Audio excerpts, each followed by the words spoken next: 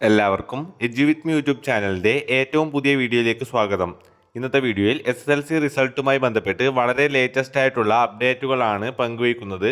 വീഡിയോയിലേക്ക് പോകുന്നതിന് മുമ്പായി ചാനൽ ഇതുവരെയും സബ്സ്ക്രൈബ് ചെയ്യാത്ത കൂട്ടുകാർ സബ്സ്ക്രൈബ് ചെയ്ത് ഒപ്പം തൊട്ടടുത്തുള്ള ബെല്ലൈക്കൺ കൂടി എനേബിൾ ചെയ്യാൻ ശ്രദ്ധിക്കുക.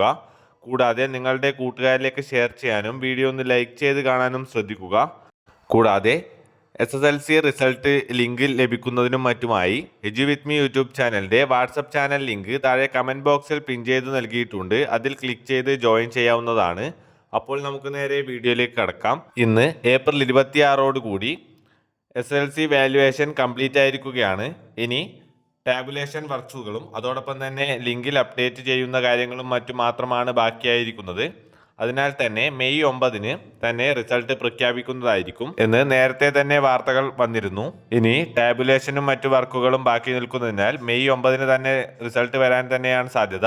അതിന് മുൻപ് തന്നെ വരാനുള്ള സാധ്യത വളരെ കുറവാണ്. ചാനൽ മറക്കാതെ സബ്സ്ക്രൈബ് ചെയ്യൂ.